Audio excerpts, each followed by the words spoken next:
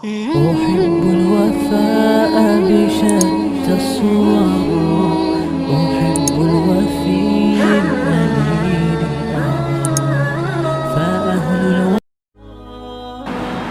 باب کی ترکیب یہاں صرف اضافت کے ساتھ ہے. باب مضاف ہے، حسن اسلام مضاف ہے، بس ایک ترکیب ہے اس میں.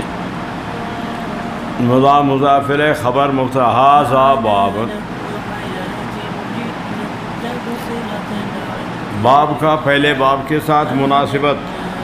پہلے باب میں تھا الصلاۃ من الایمان، اس باب میں حسن اسلام. تو اسلام میں حسن اس وقت آئے گا کہ اقامت الصلاۃ ہو، نماز پڑھے تو حسن ہے. بے نماز کا اسلام کیسے حسن؟ بے نماز کے اسلام میں حسن نہیں آتا، کیونکہ الصلاۃ عماد الدین، کلمہ کے بعد سب عبادات سے مقدم اہم صلاۃ ہے. اس طرح اس باب کا پہلے باب کے ساتھ ربط اور مناسبت ہے.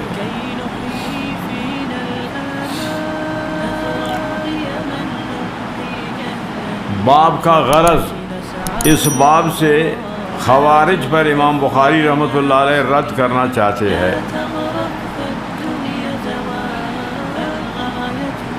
باب کی ترکیب، باب کا باب کے ساتھ ربط و مناسبت، اور باب کا غرض. قال مالک اخبرنی، یہ ہے تعلیق. قال مالک، یہ ہے تعلیق، کیونکہ امام مالک سے امام بخاری کا لکھا ثابت نہیں، ملاقات ثابت نہیں. نہ امام ابو بخاری رحمۃ اللہ علیہ نے امام مالک کے زمانہ کو پایا، تو امام بخاری امام مالک کے زمانہ کو نہیں پایا ہے، تو امام مالک سے براہ راست وہ روایت نہیں کر سکتے، درمیان میں راوی رہ گیا ہے. تو یہ ہے تعلیق.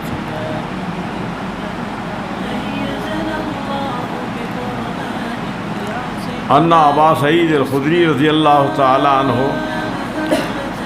اخبر کہ انہ سمع رسول اللہ صلی اللہ علیہ وسلم،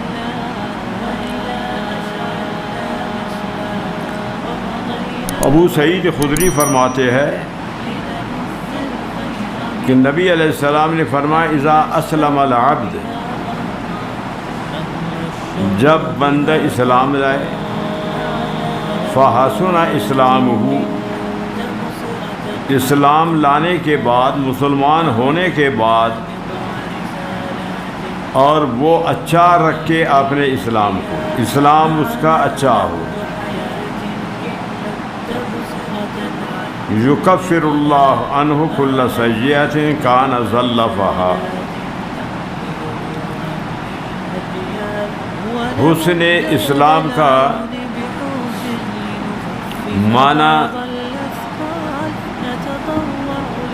کہ ظاہر باطن میں ایک ہو.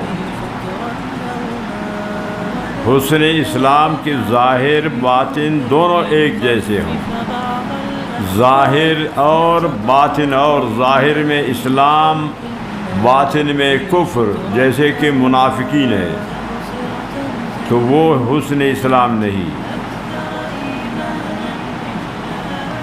حضرت شاہ انور شاہ کشمیری رحمۃ اللہ علیہ جو اس کی توجیہ کی ہے وہ سب سے بہتر. فرماتے ہیں حسن اسلام کا معنی کہ جب اسلام کو قبول کرے، اسلام کے بعد ان معاصی گناہوں کا اعادہ نہ کرے کہ جو اسلام سے پہلے کفر کے حالت میں کرتے تھے، ان کا اعادہ نہ کرے. یہ ہے حسن اسلام. اسلام کے بعد معاصی سے توبہ کرے، معاصی کا اعادہ نہ کرے. اور اطاعت اسلام کہ اسلام لانے کے بعد پھر بھی ان معاصی کو وہ جاری رکھے، جیسے کہ کفر کے حالت میں جو معاصی کو کرتے تھے، کہ ان سے توبہ نہ کرے، اعادہ کرے، تو وہ اطاعت اسلام ہے. مسلمان تو ہوگا، مسلمان رہے گا، لیکن اچھا مسلمان نہیں. جب وہ معاصی کو ترک کرے تو پھر یہ اچھا مسلمان ہے، مسلمان اسلام سے خارج نہیں ہوگا، مسلمان رہے گا، لیکن حسن عدم حسن کا فرق ہے۔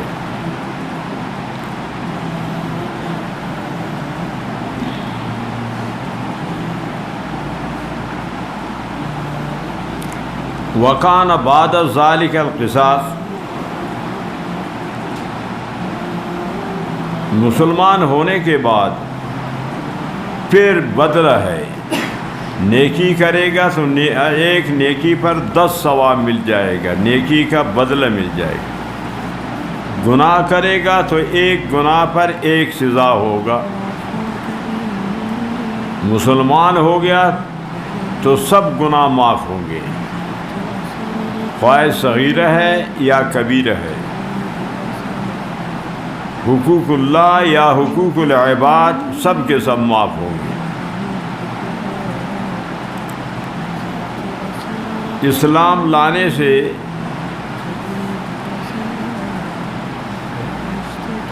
جو دین ہے وہ معاف نہیں ہوں گے، وہ ان کو ادا کرنا ہوگا، یا مبی کا سمن کافر پر ہے، مسلمان ہو گیا، وہ سمن دینا ہوگا، وہ معاف نہیں ہوگا، باقی گناہ حقوق اللہ حقوق العباد چھوٹے بڑے سب معاف ہیں۔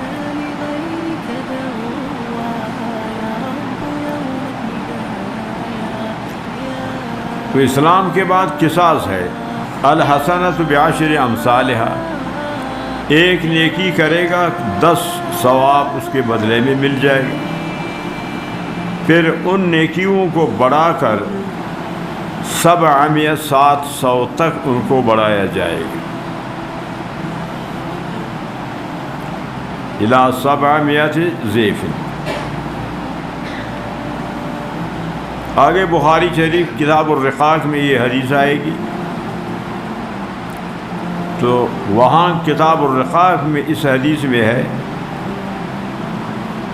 اضعاف کثیرہ الی 700 ضعف، اضعاف الی اضعاف کثیرہ، یہ کلمات ہے کہ 700 کے بعد بھی کئی گنا اور وہ نیکی ہے، ان کا بدلے نیکی ان کا بدلہ مل جائے گا، اضعاف کثیرہ۔ اسی کو ضرب دیتے ہیں، وہ 49 کروڑ بنتے ہیں گئے، سمجھا؟ اضعاف کثیرہ، ان کو ضرب دے کر کے 49 کروڑ بنتے ہیں، جیسے کہ تبلیغی حضرات فرماتے ہیں۔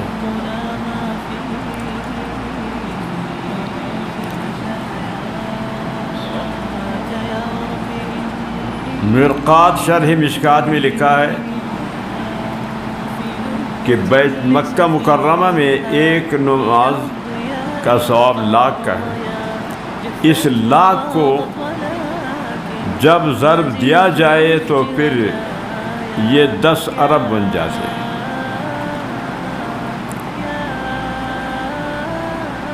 بیت اللہ میں کہ ایک نماز کا 1,00,000، تو پھر اس کو ضرب دے کر 10 ارب بنتے ہیں۔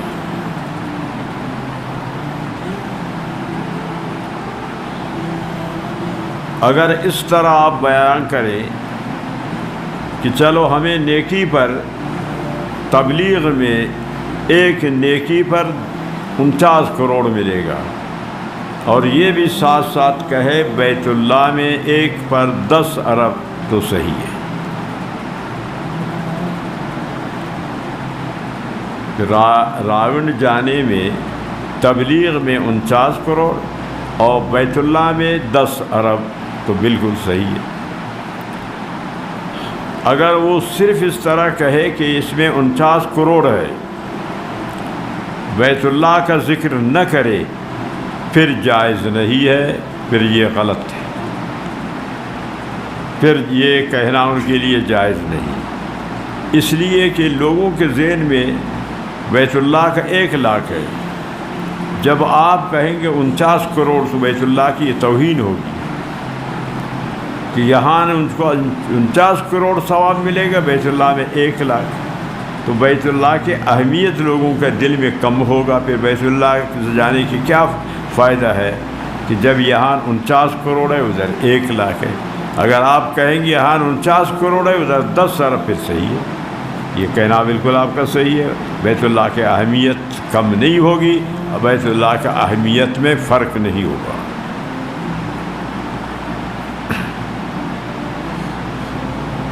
بات سمجھ میں آ گئی یا نہیں؟ بات کو سمجھا کر اچھی طریقے سے بات کو ذہن میں بٹھائے۔ نبی علیہ السلام جب مدینہ منورہ کی فضیلت بیان فرماتے ہیں کہ مدینہ میں 1000 کا ثواب ہے، مدینہ میں 1000 کا ثواب، بخاری شریف میں یہ حدیث آئے گی۔ 25,000 کا بھی مدینہ میں روایت ہے کہ 25,000 کا ثواب ملے گا، 50,000 کی بھی روایت ہے۔ مدینہ کے بارے میں 1000، 25,000، 50,000۔ تو وہاں نبی علیہ السلام فرماتے الا المسجد الحرام کہ مدینہ میں 1000 نماز کا ثواب ہے بغیر مسجد حرام بیت اللہ کے، کہ بیت اللہ کا زیادہ ہے 1 لاکھ ہے۔ اگر صرف نبی علیہ السلام یہ فرماتے کہ مدینہ کا 1000 بیت اللہ کا استثناء نہ کرتے تو وہاں بھی پھر بات صحیح نہیں بنتی کہ لوگ سمجھتے کہ بیت اللہ تو ذہن میں ہے نہیں، مدینہ میں 1000 کا ہے۔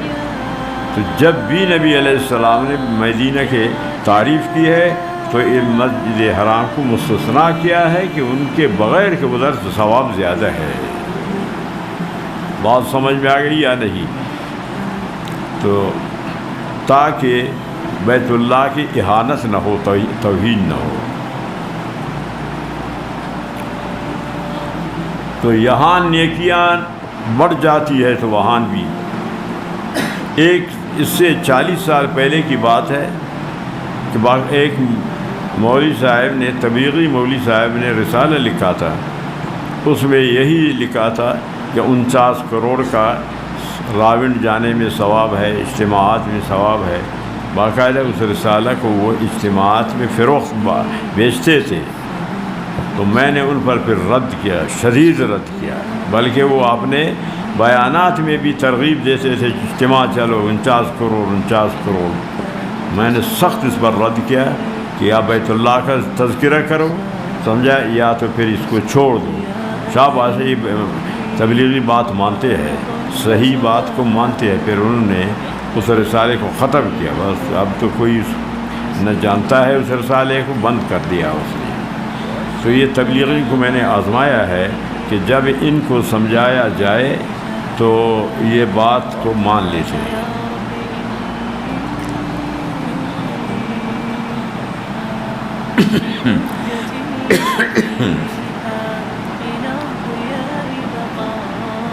اور ایک اور بھی ان حضرات نے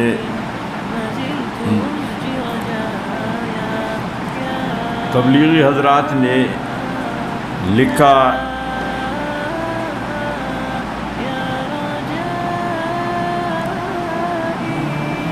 تاجروں کے لیے، جو تاجر حضرات ہیں، تاجروں کے لیے لکھا کہ یہ صرف تاجروں کو پڑھایا جائے گا، اس مجلس میں بغیر تاجروں کے کوئی اور شریک نہیں ہو سکتا۔ تجارت کے مسائل یہ صرف ان کو پڑھایا جائے، لکھا انہوں نے۔ لکھنے کے بعد یہ پھر علماء سے رابطہ کیا کہ یہ ہمارا عمل کام صحیح ہے یا نہیں۔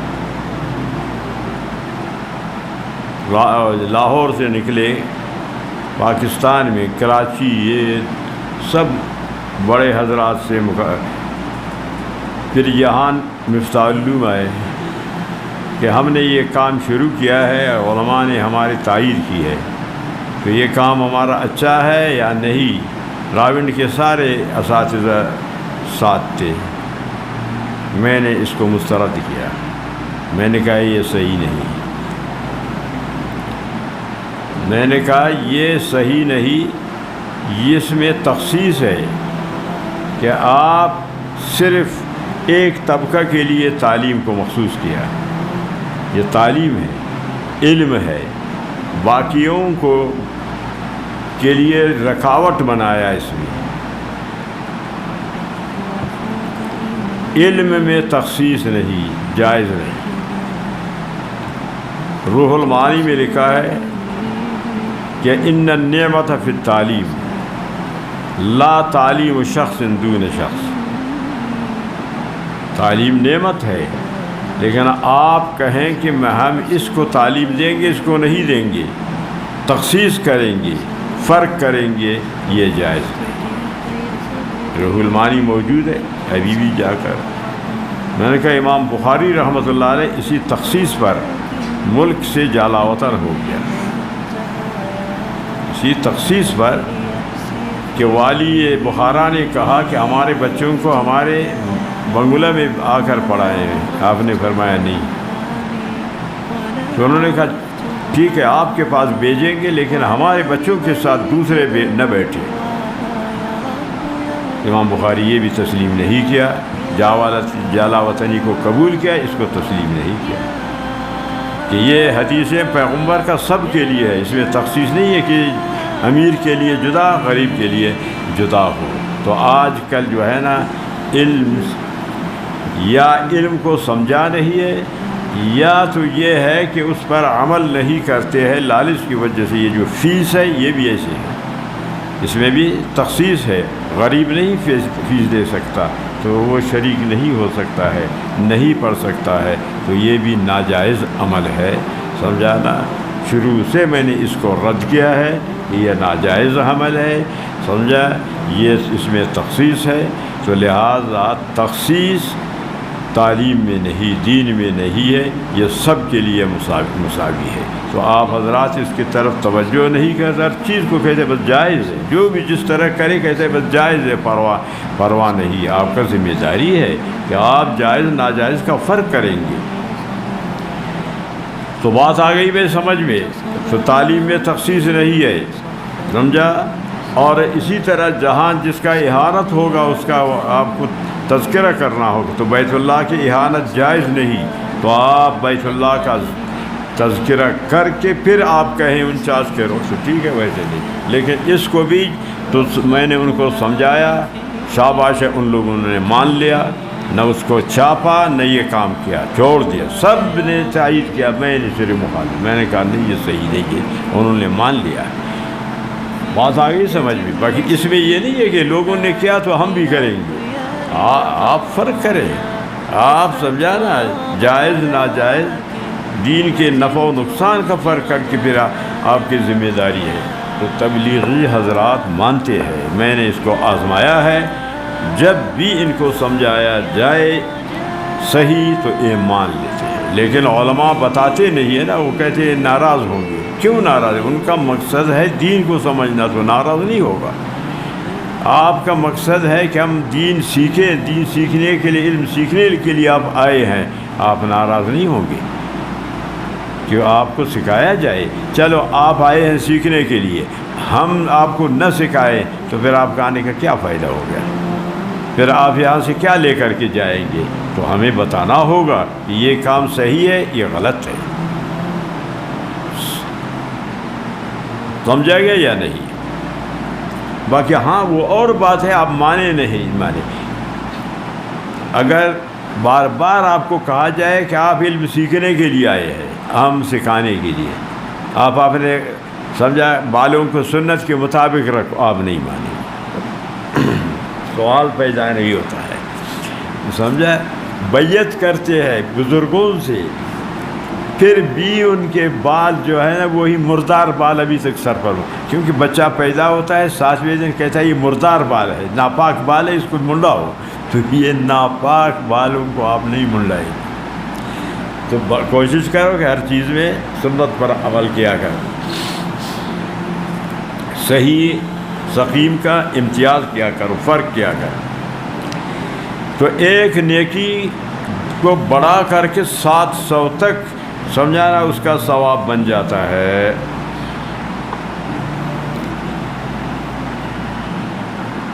بیاشرتی والسیئہ بمثلہا، گناہ کے بارے میں کتنا اللہ تعالیٰ کا احسان ہے، بمثلہا ایک گناہ پر ایک سزا ہے.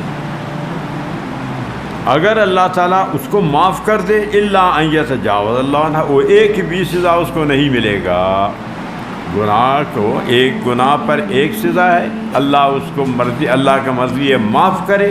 اگر معاف نہیں کیا تو ایک ادھر سزا کو نہیں بڑھائے گا، نیکی کو بڑھائے گا، سزا کو بڑھائے گا. اور نیکی ارادہ کیا ثواب مل جائے گا، لکھا جائے گا نیکی کے ثواب. کیا تو پھر 10 سے 700 بڑھائے گا. اگر نہیں کیا تو وہ نیت کا ثواب پھر بھی اس کو مل جائے.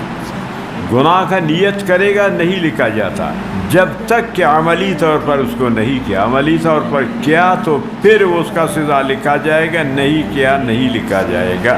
نیت پر سزا نہیں لکھا جاتا. یہ اللہ تعالیٰ کا آپ نے مخلوق پر شفقت و مہربانی ہے. بات یہاں تک سمجھ میں آ گئی.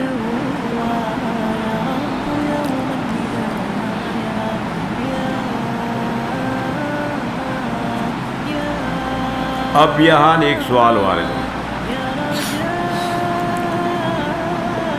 اب یہاں ایک سوال وارد ہوگا. سوال یہ ہے کہ اس حدیث کا ایک ٹکڑا امام بخاری رحمۃ اللہ علیہ نے حذف کیا، اس کو کیوں ذکر نہیں کیا؟ یہ حدیث ابو سعید خدری رضی اللہ عنہ کی حدیث ہے. ایک ٹکڑا اس کا کہ ان الکافر اذا حسن اسلامہ یکتب فی الاسلام کل حسنۃ عملہا فی الشرک. یہ جملہ ہے کہ ان الکافر اذا حسن اسلامہ یکتب فی الاسلام کل حسنۃ عملہا فی الشرک. کافر جب مسلمان ہو، پھر مسلمان ہونے کے بعد اسلام پر عمل ہو، اس کا نیک عمل کرے، گناہوں کا اعادہ نہ کرے، جو نیکی کفر کی حالت میں کیا ہے تو وہ بھی اس کے لیے لکھے جائیں گے. کفر کی حالت کے نیکیوں کا اس کو ثواب مل جائے گا. یہ جملہ ان الکافر اذا حسن اسلام، کافر جب مسلمان ہو، اسلام میں نیکی کرے تو کفر میں جو نیکی کیا ہے وہ نیکیاں بھی اس کے لیے لکھی جاتی ہیں، اس کا ثواب مل جائے گا. یہ جملہ ہے. اس کو امام بخاری رحمۃ اللہ علیہ حذف کیا، یہاں ذکر نہیں کیا. سمجھ رہے ہو یا نہیں؟ بات کو سمجھو خوب اچھی طریقے سے. حدیث کس کا ہے؟ حدیث ابو سعید خدری رضی اللہ عنہ کا ہے. تو اس حدیث کا ایک ٹکڑا، ایک حصہ کو امام بخاری حذف کیا، یہاں ذکر نہیں کیا. کیوں؟ اس کی کیا وجہ ہے؟ یہ ہے سوال. سمجھ رہے ہو یا نہیں؟ بات کو اچھی طرح سمجھو، بات کو اچھی طرح سمجھو. اس سوال کا محدثین نے، شارحین نے جواب دیا ہے کہ اس جملہ میں کافر کے اعمال کا اعتبار اس جملہ سے معلوم ہوتا ہے. کافر کے اعمال معتبر ہے، اس وجہ سے امام بخاری اس کو حذف کیا کہ کافر کے اعمال معتبر نہیں. یہ جواب محدثین شارحین نے دیا ہے. سمجھ رہے ہو؟ بات آ گئی سمجھ میں؟ علامہ انور شاہ کشمیری رحمۃ اللہ علیہ نے جو جواب دیا ہے سب سے اعلیٰ جواب. حضرت شاہ انور شاہ کشمیری رحمۃ اللہ علیہ شاسوار حدیث جو جواب دیا ہے وہ سب سے اعلیٰ جواب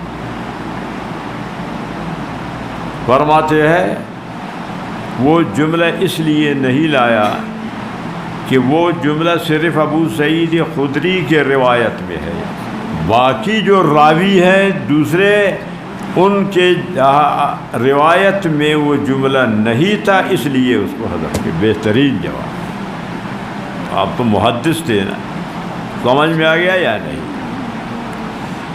کیا اس حدیث میں جو جملہ امام بخاری نے حذف کیا، کیوں؟ کہ ابو سعید خدری کے بغیر دوسرے راویوں کے روایت میں وہ جملہ نہیں تھا، یہ ہے وجہ۔ سمجھا گیا؟ بات سمجھ رہے ہو یا نہیں؟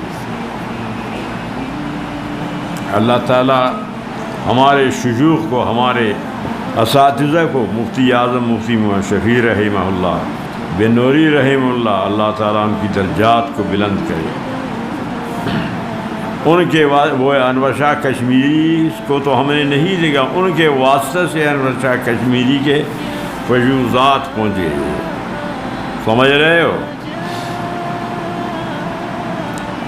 دوسری حدیث پڑھ لیا یا نہیں؟ پڑھو۔ ہاں حدثنا إسحاق بن منصور قال حدثنا عبد الرزاق قال أخبرنا معمر بن حمام عن أبي هريرة رضي الله تعالى عنه قال قال رسول الله صلى الله عليه وسلم إذا أحسن أحدكم الإسلام فكل حسن يعمله تكتب له بعشر أمثالها إلى 700 ضعف وكل سنة يعملها تكتب له بمثلها۔ تو حسن اسلام حضرت شاہ کشمیری فرماتے ہیں کہ حسن اسلام کا معنی کہ مسلمان ہونے کے بعد وہ اعمال سجیہ کے کفر کے حالت میں کیا تھا اس کا اعادہ نہ کرے، توبہ کرے، اور اطاعت اسلام کہ ان کو دوبارہ کرے، تو پھر اسلام میں جو گناہ کرے گا ان پر بھی مواخذہ، اور وہ گناہیں کہ اس کفر کی حالت میں کیا ہے ان کا بھی مواخذہ، دونوں کا مواخذہ، اول آخر دونوں کا مواخذہ ہوگا۔ اب یہاں ایک بات سمجھ، کافر کے اعمال دو قسم کے ہیں، بات کو اچھی طریقے سے سمجھ۔ کافر کے اعمال دو قسم کے ہیں، ایک ہے طاعات قربات اور دوسرے ہیں عبادات۔ سمجھو بات کو اچھی طریقے سے، کافر کے اعمال دو قسم کے ہیں، ایک ہے طاعات و قربات اور دوسرے عبادات۔ کافر کی عبادت معتبر نہیں، نہ دنیا میں نہ آخرت، کیونکہ عبادات کے لیے نیت شرط ہے، نیت فرض ہے۔ عبادات مقصودی میں، اعمال مقصودی میں نیت فرض ہے، بغیر نیت کے وہ عمل معتبر نہیں۔ تو کافر کا جو ہے نا نیت معتبر نہیں، تو اس کے عبادات قبول نہیں، نہ عند اللہ نہ عند الناس، نہ دنیا نہ آخرت۔ دوسرے ہیں طاعات و قربات۔ طاعات و قربات مثلا حلم و بردباری، کافر صدقہ کرے، کافر اعتاق غلام آزاد کرے، کافر اپنے رشتہ داروں سے صلہ رحمی کرے، اس کو طاعات کہتے ہیں، قربات کہتے ہیں۔ یہ کافر کے لیے نافع ہیں، یعنی ان اعمال سے کافر کو نفع پہنچے گا۔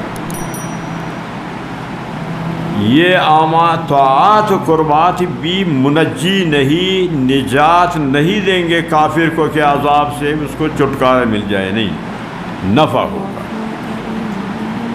اجماع ہے اس بات پر کہ عادل کافر کا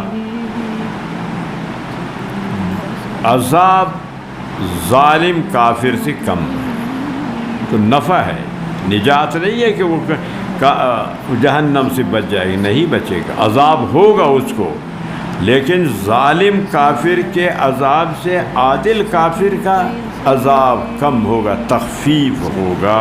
تو یوں سمجھو کہ کافر کے عبادات معتبر نہیں، طاعات و قربات یہ معتبر ہیں، نافع ہیں، منجی نہیں۔ یہ بات بھی یاد رکھیں، یہ نہیں ہے کہ بات کو نہ سمجھو پھر کہو کہ سمجھا ہمارے استاد نے کہا کہ کافر کو سمجھا نجات مل جائے گی۔ نہیں نہیں، نجات نہیں، نافع ہیں ان کے لیے، اس کے یہ طاعات منجی نہیں ہے، منجی صرف ایمان ہے۔ سمجھ رہے ہو بھائی بات کو یا نہیں؟ بات آ گئی سمجھ میں؟ بس ہاں پڑھو، دوسرا باب پڑھو، اس میں اتنا وہ نہیں ہے۔ ہاں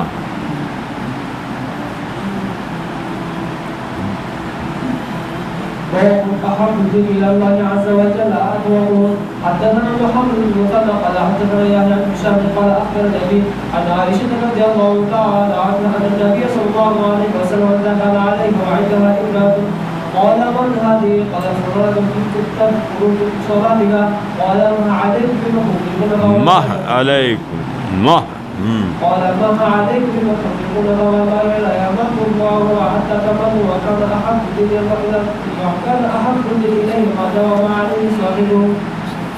ہاں اعمال میں وہ عمل کہ جس پر دوام ہو وہ اللہ کو پسند ہے، جس پر دوام نہ ہو وہ پسند نہیں، کیونکہ جس پر دوام ہو اس کا اثر ہوتا ہے، جس میں دوام نہ ہو تو اثر نہیں ہوتا۔ امام غزالی رحمۃ اللہ علیہ اس کا مثال اس طرح پیش کیا ہے کہ ایک پتھر ہے، اس پر پانی کے قطرات گرتے رہے، ایک ایک قطرہ آخر اس میں سوراخ پیدا کرے، اور اگر تیزی سے پانی اس کے اوپر سے آ کر گزر جائے تو اوپر سے تھوڑا سا مٹی اس کا ہٹائے گا، اس پر اثر نہیں ہوگا۔ تو جس چیز میں دوام ہو، ہمیشہ ہو، اس میں اثر ہوتا ہے، اور عدم دوام والے میں نہیں ہے۔ تو وہ عمل کہ جس پر مداومت کرے عامل تو اللہ کو زیادہ پسند ہے، اگرچہ وہ عمل کم ہو اس پر دوام ہو بہتر۔ باب زیادت